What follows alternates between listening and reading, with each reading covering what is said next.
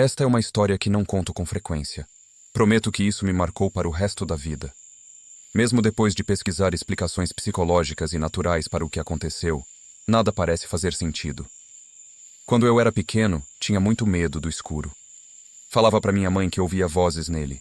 As vozes não eram más, mas eu não conhecia, e isso me assustava. Muitas noites eu acordava e escutava o que chamava de sussurros. Minha mãe achava que eram só barulhos da noite, ou pesadelos normais de criança. Eu tentava explicar que era diferente. Os sussurros pareciam pessoas falando, cada um com sua voz própria. Às vezes ficava tão assustado que ia dormir na cama da minha mãe. Era bom também porque o banheiro ficava perto do quarto dela, para quando eu precisava fazer xixi de noite. O quarto da minha mãe ficava no andar de cima. Quando saía para o corredor para ir ao banheiro, dava para ver a escada que levava para a sala lá embaixo. Numa noite perto do Natal, acordei precisando fazer xixi. Saí para o corredor e ouvi alguém dizer bem claro: "Olhe." De repente, vi uma luz vermelha na parede no fim da escada. A luz estava sozinha, sem nada perto dela. Fiquei parado olhando, sem conseguir me mexer. Como era quase Natal e eu era pequeno, logo pensei: é o Papai Noel. Achei que ele tinha entrado em casa para ver se eu estava sendo bonzinho. Fiquei tão feliz que comecei a descer a escada para falar com ele. Depois do segundo degrau, andei mais rápido porque a luz começou a sumir na escuridão da sala. Foi aí que escutei outra voz. Era forte e de homem, bem diferente da primeira. Não parecia nada com a voz do meu pai. A voz disse: "Pare. Agora mesmo. Volte para a escada." Eu obedeci e me virei para subir. O que aconteceu depois é tão estranho que eu nem acreditaria se alguém me contasse. Quando cheguei no topo da escada, ouvi um barulho muito alto, como se algo tivesse quebrado. Fiquei com tanto medo que corri de volta para o quarto da minha mãe. Pulei na cama dela e me escondi embaixo das cobertas. Fiquei lá a noite toda, tremendo de medo. Na manhã seguinte, acordamos e vimos uma bagunça. As luzes de Natal que minha mãe tinha colocado no corrimão da escada estavam todas no chão, no pé da escada. Algumas tinham quebrado, como se alguém tivesse puxado com força. Estavam todas amontoadas num canto. O pior era que a pia da sala, que ficava seca e era só de enfeite, tinha caído da parede. Minha mãe não entendia o que tinha acontecido. Meu pai achou que alguém tinha entrado em casa para roubar. Minha irmã começou a chorar, mas nada tinha sumido, e não parecia que alguém tinha invadido a casa. Então, eu vi algo que me deixou com ainda mais medo. Fiquei tão assustado que não consegui falar nada. Na borda da pia de madeira, que estava virada para cima, tinha 3 marcas. Parecia que alguém tinha agarrado a pia com muita força, deixando essas marcas. Foi aí que entendi. Alguma coisa lá embaixo tinha puxado a pia e jogado no chão. Foi isso que fez aquele barulho forte que eu ouvi. Fiquei apavorado. Depois daquele dia, nunca mais ouvi nenhuma voz estranha. Não gosto nem de pensar no que poderia estar me esperando lá embaixo naquela noite. Mas sei que alguma coisa mexeu nas luzes e na pia, perto do fim da escada. Depois disso, os sussurros pararam de vez. Por um lado, isso é triste, porque eu queria agradecer ao homem, ou seja lá o que fosse aquela voz de homem, que me impediu de descer a escada. Isso aconteceu quando eu tinha 7 anos, agora tenho 20, e por causa dessa história, ainda tenho medo do escuro. Principalmente de escadas escuras. Hoje, olhando para trás, ainda não consigo explicar o que aconteceu naquela noite. Já pesquisei sobre psicologia e coisas da natureza que poderiam explicar, mas nada faz sentido. Às vezes, penso se aquela voz me salvou de algo ruim. Contei essa história poucas vezes na vida. É difícil falar sobre isso porque as pessoas acham que é mentira ou que eu imaginei tudo. Mas sei o que vi e ouvi. Aquela noite mudou minha vida para sempre. Agora, sempre que vejo uma escada escura, lembro daquela luz vermelha e das vozes. Ainda fico com medo, mas também sinto uma certa gratidão. Seja lá o que for que estava lá embaixo, algo ou alguém me protegeu. Esta experiência me ensinou que há coisas no mundo que não podemos explicar. E que, às vezes, o medo do escuro pode ser mais do que apenas imaginação de criança. O final de uma rua tranquila, atrás de um véu de carvalhos negros retorcidos, havia uma casa. Uma mulher morava lá. Em noites amargas como esta, ela se sentava perto do fogo e lia até ficar cansada o suficiente para dormir. Mas nesta noite, enquanto suas pálpebras pesavam, ela se assustou com um som. Um som que ela não estava acostumada a ouvir ultimamente. Quem poderia estar ligando? Ela se perguntou. E tão tarde? Ela se levantou da cadeira e pegou o telefone. Olá? Vou matar você, disse um homem com uma voz profunda. Quem é? Ela perguntou.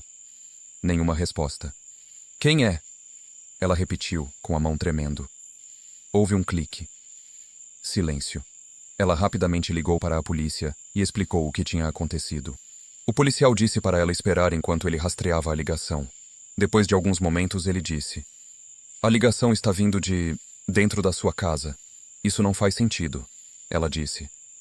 Como alguém pode estar dentro da minha casa? Ele provavelmente invadiu, disse ele. Ah, sim? Acho que isso faz sentido. Isso não é tudo, ele disse. Eu não sou um policial. Você não é? Não, eu sou o cara matador de antes. Eu nunca desliguei de verdade. Mas houve um clique. O homem fez um som de clique com a boca. Assim? Ele disse. Uau, isso é muito bom. Obrigado. Então você está realmente dentro da minha casa? Sim, totalmente. Onde? A respiração do homem ficou mais pesada. Gostei do seu cabelo, ele disse. Espere, você consegue me ver? Sim. Espera, você gosta do meu cabelo? É muito legal. Se você pode me ver. Então, o que estou vestindo? Parece uma blusa da Banana e uma saia da Ann Taylor Loft. Uau, você realmente consegue me ver. Eu também posso ver. Espere, o que diabos é isso? O quê? Há uma pessoa, um fantasma pairando perto de você.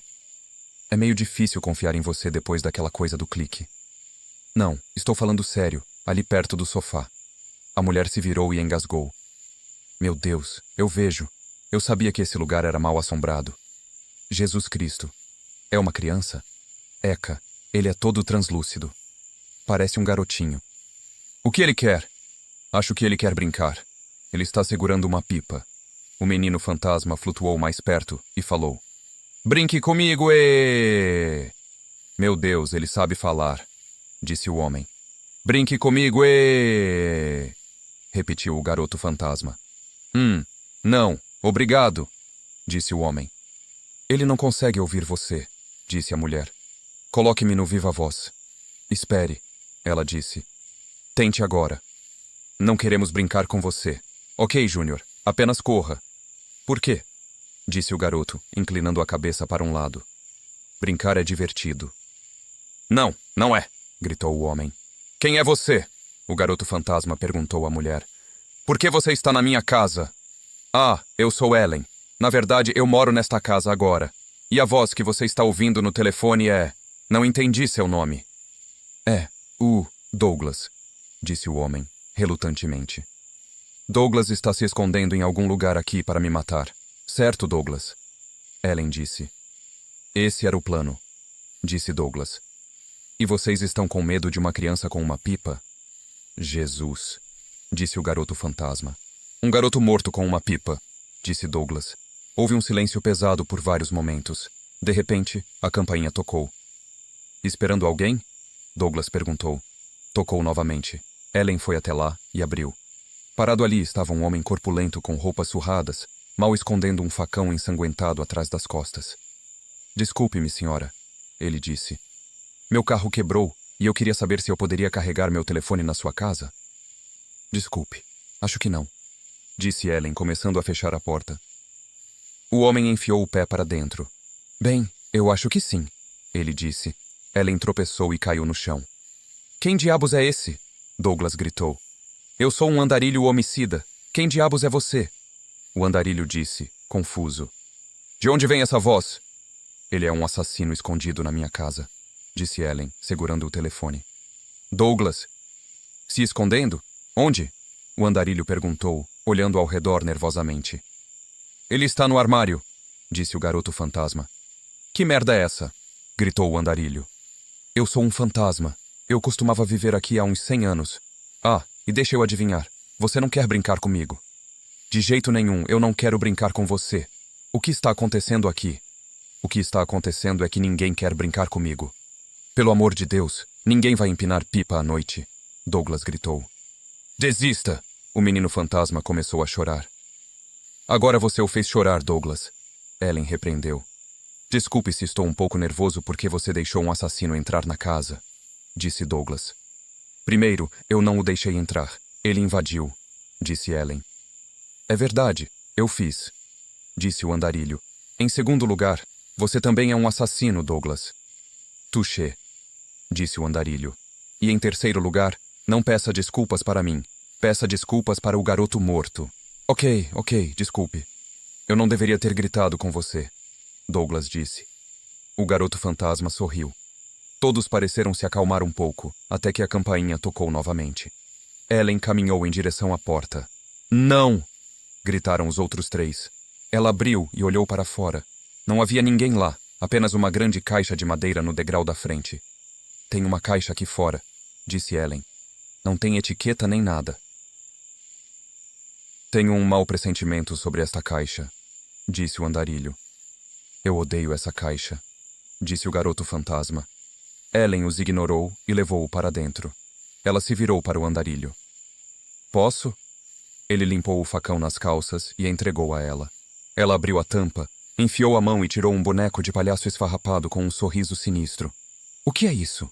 O que é isso? Douglas gritou, pelo telefone. Algum tipo de boneco palhaço, disse Ellen. Eu não quero brincar com um boneco de palhaço, disse o menino fantasma, começando a chorar. Por que não colocamos essa coisa de volta na caixa antes que ela nos dê pesadelos? Ok, disse o andarilho. Olha, tem uma corda, Ellen disse, puxando-a antes que alguém pudesse protestar. O palhaço começou a chiar, seus olhos se moveram de um lado para o outro, e uma canção assustadoramente alegre emanava de sua boca aberta. Bem-vindo ao meu circo de diversão. Não há onde se esconder, não há para onde correr. Vocês são todos meus convidados dentro da grande tenda. Vou matar todos vocês, basicamente. O palhaço soltou uma gargalhada terrível. Realmente empolgado que você puxou a corda, Ellen, Douglas disse. Quero dizer, vamos lá. O que o palhaço quer dizer? Perguntou o menino fantasma. Acho que ele foi bem claro, disse o andarilho, torcendo as mãos. Ele vai matar todos nós, basicamente. Como uma boneca vai nos matar? Perguntou Ellen. Cada um deles silenciosamente examinou o quarto em antecipação. De repente, as luzes se apagaram. O que aconteceu? Quem fez isso? Gritou o garoto fantasma. Não consigo ver nada, disse o andarilho. Eu literalmente não consigo ver nada porque está muito escuro agora. Através da escuridão, Ellen soltou um grito. Oh não! Ellen! Douglas gritou. O que foi? É o palhaço. Ele a matou, disse o andarilho, sua voz tremendo. E nós somos os próximos. Ele matou Ellen, soluçou o garoto fantasma. Segundos depois, as luzes piscaram novamente. As mãos de Ellen estavam levantadas até o rosto. Minha lente de contato idiota saiu do lugar, ela disse, abrindo as pálpebras e cutucando a pupila. Tão irritante. Oh, por favor, não faça isso, disse o andarilho, contorcendo-se. O que ela está fazendo?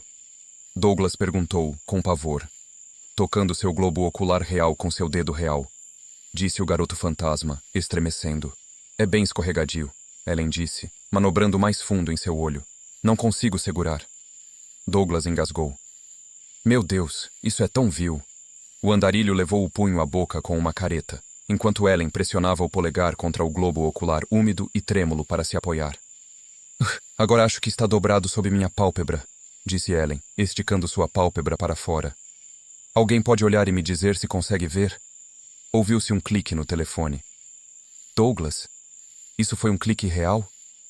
O garoto fantasma desapareceu na parede, dizendo, estou fora. Garoto fantasma. Ela ouviu a porta da frente se abrindo atrás dela. Drifter, você também? O andarilho virou-se para ela com um olhar atordoado. Odeio tanto este lugar, disse ele. Então largou o facão de sua mão flácida e caminhou para dentro da escuridão. O verão de 1998 ficou gravado em minha memória como o mais quente e inquietante da minha infância. Eu tinha 11 anos e morava com meus pais em uma casa vitoriana nos arredores de uma pequena cidade do interior. Meu quarto ocupava todo o sótão, um espaço amplo e cheio de sombras que se alongavam com o cair da noite. Naquela noite em particular, o ar estava pesado e abafado.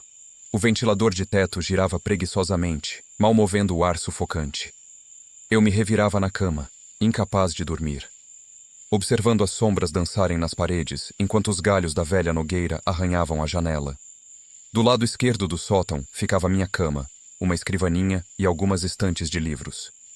À direita, separado por um corredor estreito, havia uma área de recreação com meus brinquedos e vários armários de armazenamento antigos, herança de gerações passadas da família. Enquanto eu lutava contra o sono, um ruído sutil chamou minha atenção. No início pensei ser apenas a casa estalando, como costumava fazer nas noites quentes. Mas então, o som se tornou mais distinto, um rangido rítmico, como madeira velha se movendo. Meu coração acelerou quando percebi que o som vinha da área de recreação. Lentamente, virei minha cabeça em direção ao barulho, meus olhos se arregalando de medo ao focalizarem o velho cavalo de balanço que pertencera ao meu avô. O cavalo de balanço, uma relíquia de madeira escura e desgastada, sempre ficava imóvel ao lado de um dos armários. Mas naquela noite, sob a pálida luz da lua que se infiltrava pela janela do sótão, vi algo que gelou meu sangue. O brinquedo estava se movendo. Não! Era um movimento sutil. As longas tábuas curvas que formavam sua base oscilavam para frente e para trás com um propósito sinistro. O rangido da madeira ecoava pelo quarto, cada vez mais alto, como se estivesse ganhando força. Paralisado pelo medo, observei horrorizado enquanto o cavalo de balanço começava a deslizar pelo chão. Seus olhos de vidro, antes opacos e sem vida, pareciam brilhar com uma luz própria, fixos em minha direção. A cada balanço, ele se aproximava mais do centro do quarto. O ar ao meu redor ficou repentinamente gélido, em stark contraste com o calor sufocante de momentos antes. Gotas de suor frio escorriam por minhas costas, enquanto eu lutava para entender o que estava acontecendo. Tentei gritar, chamar por meus pais, mas minha voz ficou presa na garganta. O medo me imobilizava, impedindo-me até mesmo de piscar enquanto o cavalo continuava sua jornada impossível pelo quarto. Então, como se obedecesse a um comando invisível, o cavalo de balanço parou abruptamente. Ficou perfeitamente imóvel sob a luz do teto, suas sombras se projetando de forma grotesca nas paredes. O silêncio que se seguiu foi ensurdecedor, quebrado apenas pelo som frenético das batidas do meu coração. Foi nesse momento que notei algo. Um cheiro estranho invadiu o ar, uma mistura de mofo e algo mais acre, quase metálico. Era como se o próprio cavalo exalasse o odor de eras passadas. Enquanto eu observava, paralisado, notei um movimento sutil na superfície da madeira. Parecia respirar. O pânico tomou conta de mim. Com um movimento brusco, puxei as cobertas sobre minha cabeça, tremendo incontrolavelmente. Fechei os olhos com força, repetindo para mim mesmo que era apenas um pesadelo, que logo acordaria em minha cama, seguro. Mas o cheiro persistia, infiltrando-se através das cobertas. E pior, eu podia ouvir algo se movendo no quarto. Passos lentos e pesados, arrastados, como se alguém, ou algo, estivesse caminhando em minha direção. As tábuas do assoalho gemiam sob o peso invisível. O som se aproximava, cada passo ecoando em meus ouvidos como um trovão. Meu corpo inteiro tremia, e eu lutava para não fazer nenhum som, temendo atrair a atenção da entidade que agora habitava meu quarto. Os passos pararam ao lado da minha cama. Senti uma presença opressiva, como se algo estivesse se inclinando sobre mim. O ar ficou ainda mais frio, e eu podia jurar que ouvia uma respiração pesada e irregular. Naquele momento, tive certeza absoluta de que se olhasse, veria algo que minha mente não seria capaz de compreender. Algo que mudaria para sempre minha percepção da realidade. Permaneci imóvel, mal ousando respirar, enquanto os segundos se arrastavam como horas. Gradualmente, a presença pareceu se afastar. Os passos recomeçaram, desta vez se distanciando. Ouvi o rangido familiar do cavalo de balanço, mais uma vez em movimento. Então, silêncio. Permaneci encolhido sob as cobertas pelo que pareceu uma eternidade, meu corpo rígido de medo, os ouvidos atentos a qualquer som. Gradualmente, o calor sufocante do verão voltou a se infiltrar no quarto, dissipando o frio sobrenatural. Quando os primeiros raios de sol finalmente penetraram através das frestas da janela, ousei emergir de meu esconderijo. Meu olhar imediatamente se fixou no centro do quarto, onde o cavalo de balanço permanecia imóvel, exatamente como eu o vira pela última vez na noite anterior. Trêmulo, desci as escadas, desesperado para contar aos meus pais o que havia acontecido. Encontrei-os na cozinha, os rostos sérios e cansados. Antes que eu pudesse falar, meu pai me interrompeu com uma voz severa. Estamos muito desapontados com você. Ficamos acordados metade da noite ouvindo você brincar lá em cima. Sabe muito bem que não deve ficar fora da cama depois do horário de dormir. Fiquei boquiaberto. incapaz de processar suas palavras. Tentei explicar, dizer que não tinha sido eu, que algo estranho havia acontecido. Mas quanto mais eu falava, mais incrédulos e irritados meus pais pareciam. Chega de mentiras, minha mãe disse firmemente. Você está de castigo por uma semana, e nem pense em brincar com aquele cavalo de balanço barulhento à noite novamente. Naquele momento, percebi que estava sozinho com minha experiência. Ninguém acreditaria no que eu havia testemunhado.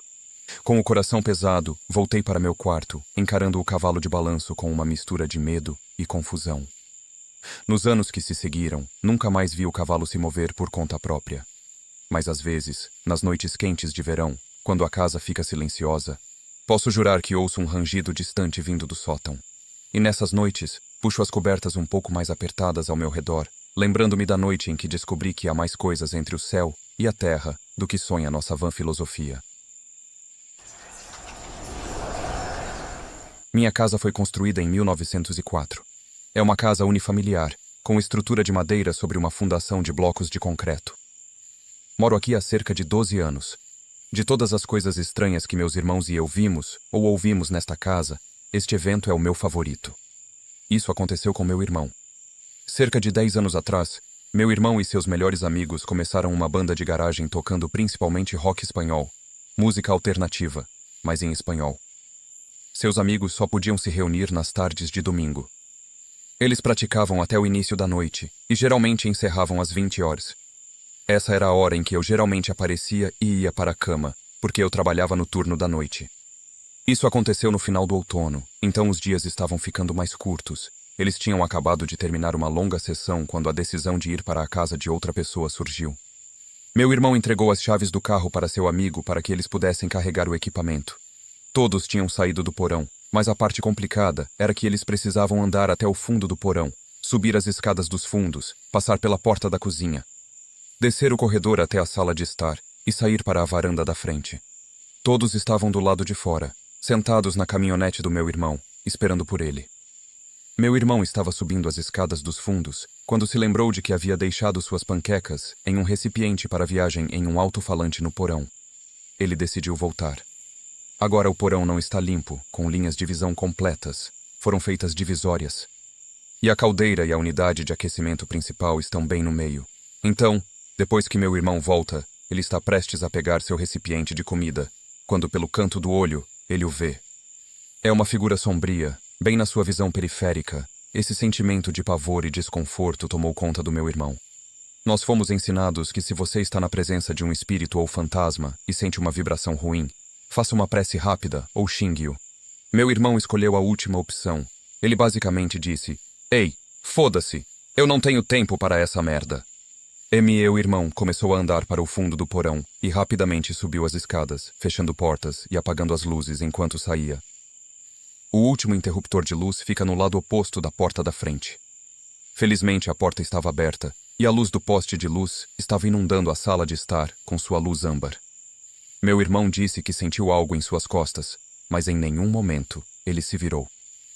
Quando ele apertou o último interruptor, a sala de estar ficou escura, assim como o resto da casa. Quando ele saiu, ele puxou a porta fechando-a atrás de si, ainda segurando seu recipiente de comida em uma mão. Ele correu pelos poucos degraus da varanda. Ele caminhou em direção ao portão da frente.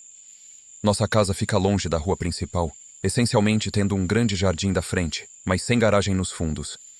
Enquanto ele diminuía a distância entre ele e sua caminhonete carregada de amigos, ele meio que sorriu e pensou nas coisas em sua cabeça, bravo consigo mesmo por ter se assustado quando não havia razão. Ele subiu no lado do motorista do caminhão, colocou o cinto de segurança e se preparou para sair da vaga de estacionamento em frente à casa, quando um de seus amigos perguntou: "Ei, espere, e seu irmão? Ele não vem conosco?" Meu irmão respondeu: "O que você quer dizer? Ele foi trabalhar cedo hoje à noite. Ele já foi embora. Você vê o carro dele em algum lugar?" A próxima pergunta que eles fizeram foi: "Então quem estava andando atrás de você quando você estava saindo de casa?"